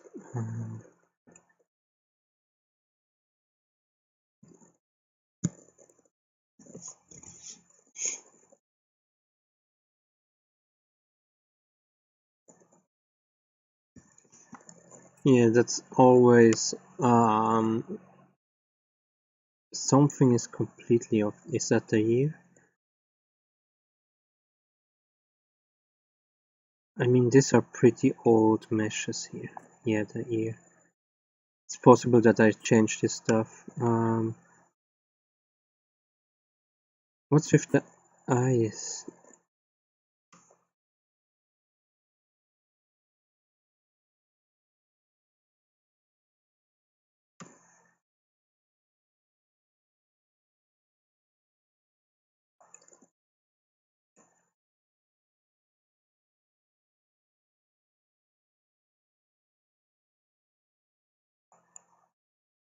You don't even want to go back? What's wrong with you? Yeah, I have not here dice. Okay. Yeah, so there's still a lot I have to do with the rigging. Yeah, we see now that's it has to do with the rigging that we see on. Okay, I will show you how it will look like with flying ears and creepy eyes, and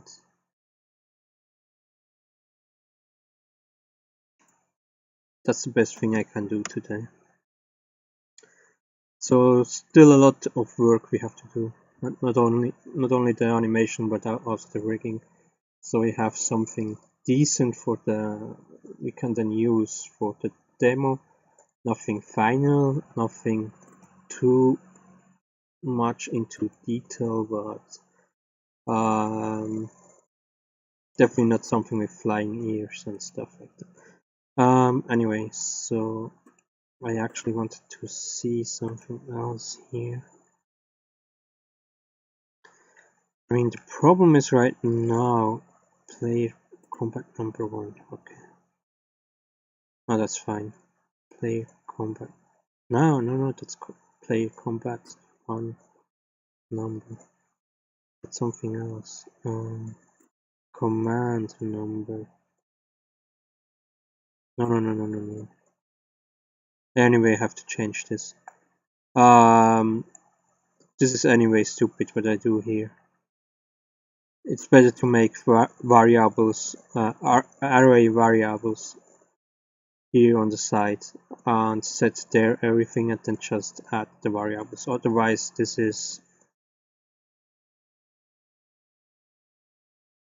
way too complicated. It just uses a lot of space. Yeah, you will see. It's much better. I will change this definitely to make variables. It's better. I guess it's the player combat 1 number we wanna hear. Anyway, let's go to graph whole. So let's get this player combat. That's not here, huh? Where do I find this? In the safe. Okay. So do I have to say? No, of course not. No, here I don't have anything to save. Save and load.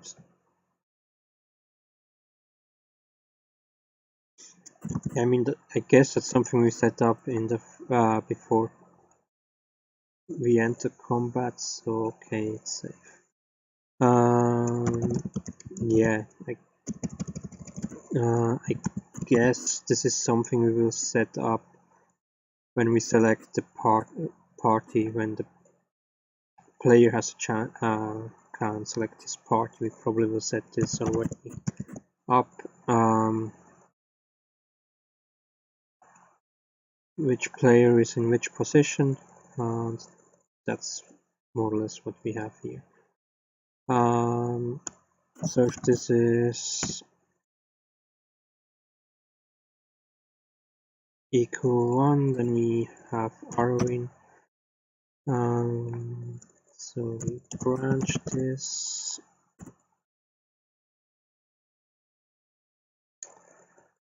Guess we have to move this all to the back.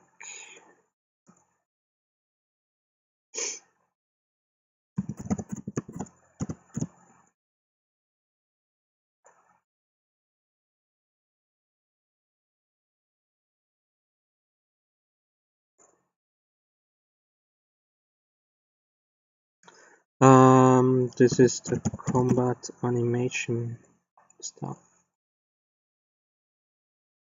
It's here, copy, and prep. This one here we set to 2.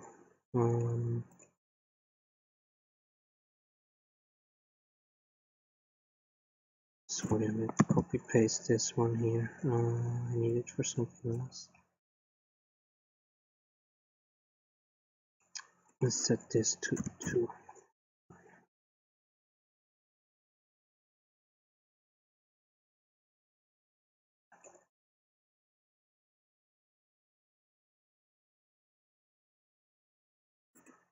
And when we unhover, we go back to 0.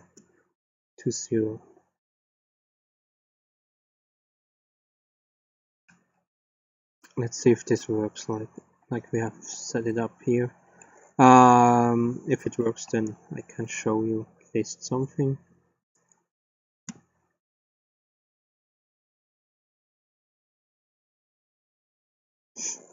Otherwise, character progression blueprint didn't even work on this.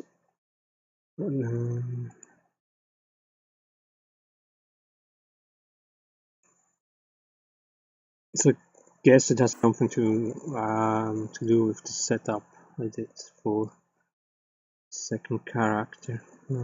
Let's see. Probably I copy pasted something I haven't finished yet. Yes, like I said, I'm here in the middle of some preparations for adding the second character. But I guess it will be better to set up my first play character a little bit more. So just one thing that's good here. Let's see. Yeah, can't delete this. It's fine.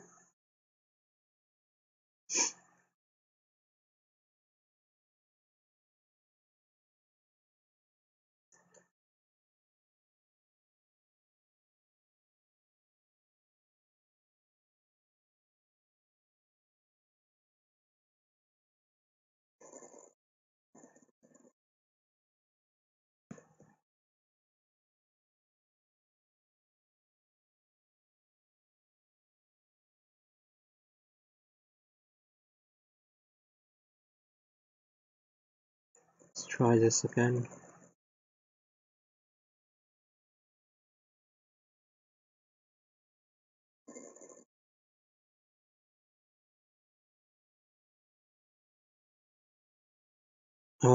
So of course I forgot to add the hammer, and we have our creepy guy here with flying ears and no eyes.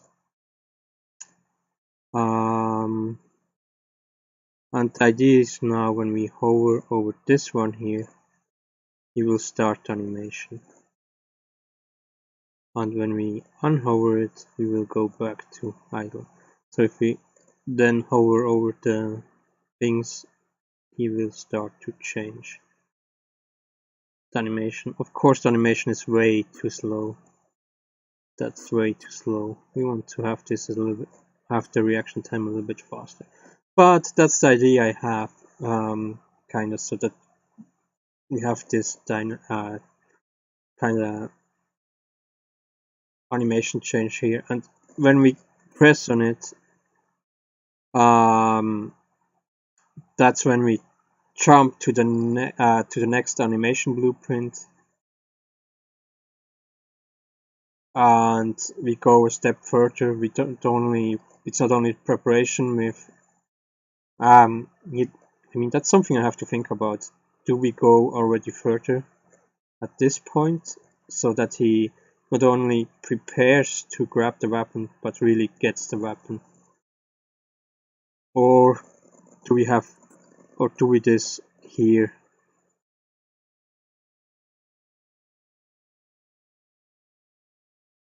I guess that's something we have to find out later on.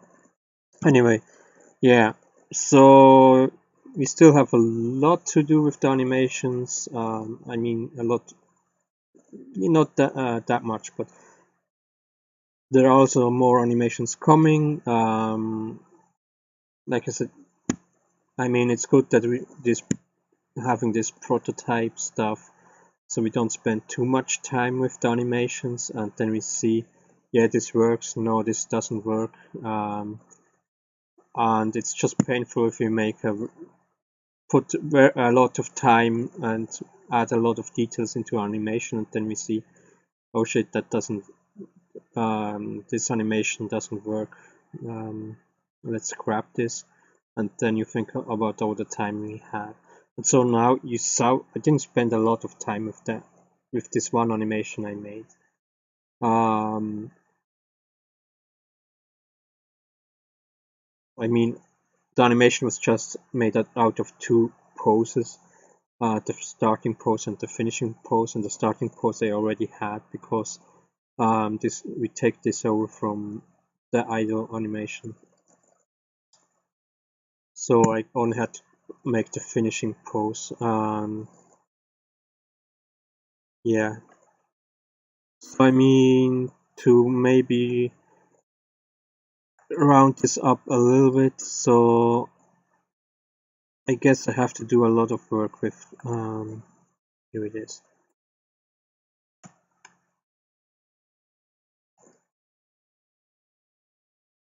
No.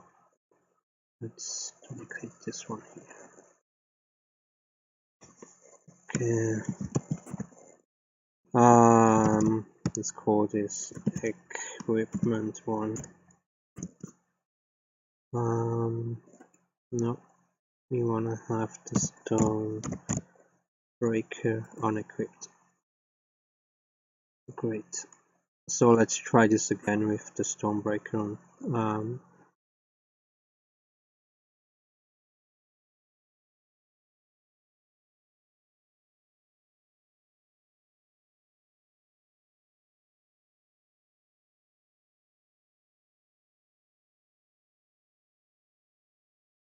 I mean, yeah, so I kinda want to say something, but I guess it's better to show it. About how we go further from the preparation animation to the next animation sequence, kinda. So we have, it didn't even add material yet, I don't know why. Maybe I didn't even create the material for this yet. It's fine, I will look. So yeah, you see,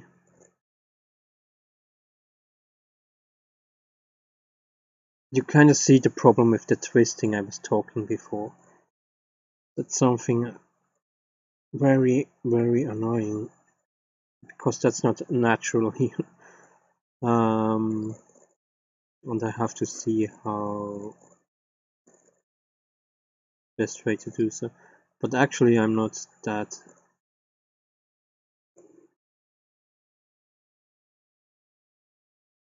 Like I said, it's of course way too slow. I mean, the idle animation is okay to be slow. That's kind of what I realized anyway, is the idle animation.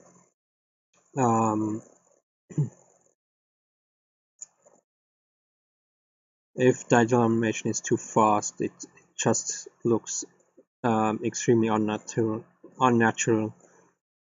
Because if you kind of idle animation is more,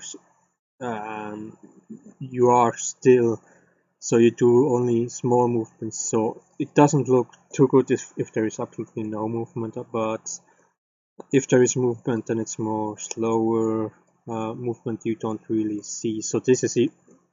I guess I will do it even slower. This is maybe even too fast, actually. And then I guess I will jump to the next blueprint when I select my attack. Maybe. I'm not sure yet. There are two reasons, because I think this would maybe be more beneficial to switch the blueprint here. And the simple reason is because we are further away and we can hide stuff better.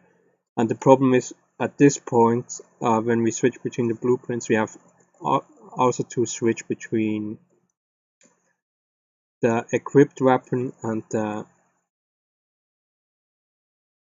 unequipped weapon to the equipped weapon, and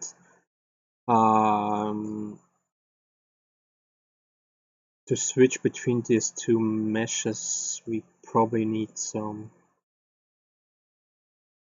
Yeah, I even have to see if I need separate skeletal meshes for that. I mean separate skeletal meshes when we look here, set up, because when I just switch it from here, from this one to another one via command, then it's possible that we see one little frame in which we don't see any equipment at all, and you just see the switch between the two weapons. So if I have two equipments, then I can, instead of just changing this and probably I'm not sure if we see something, maybe we don't see something, but when we see something I can kind of overlap the two things, so I can maybe create a delay. I can add the equipped weapon and then we give a little small delay before we unequip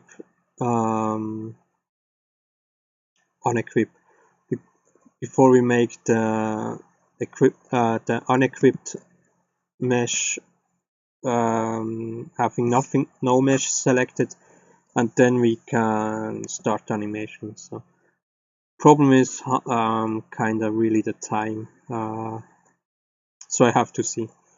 That's again testing with these prototype animations. That's kind of what I want to do, probably more or less this week.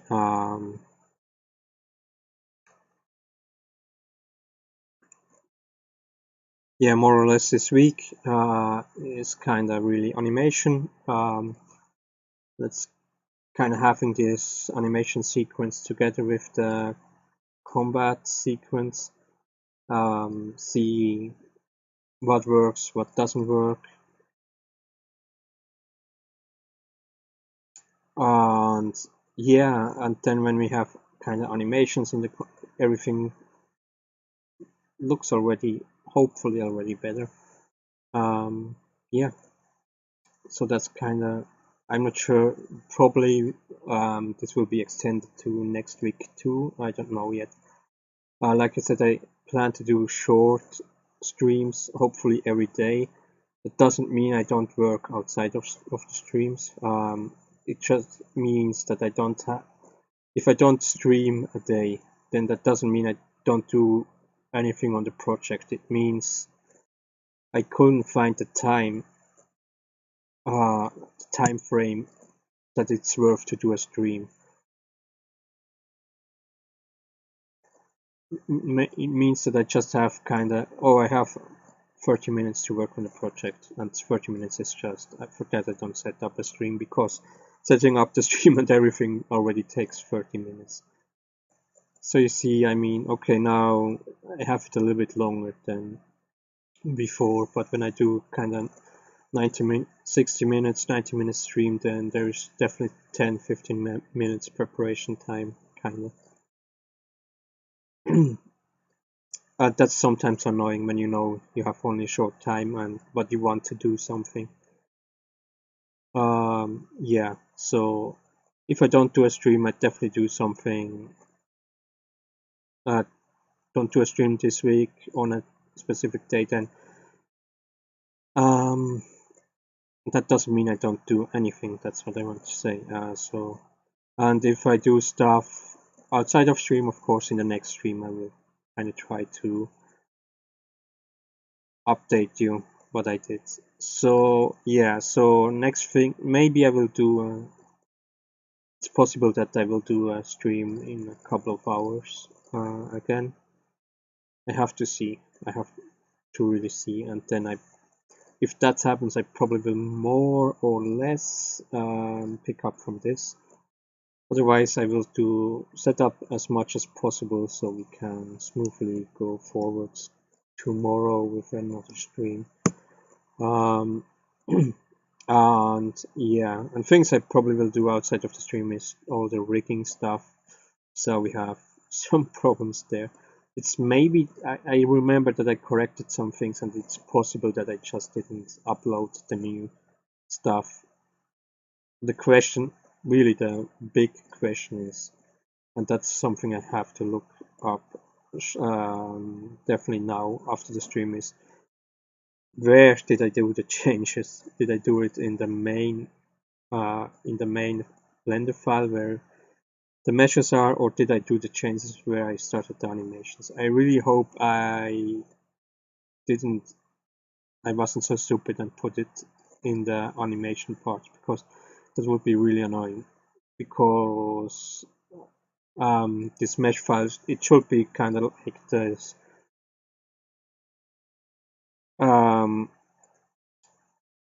It should be the parent thing where the finished mesh is.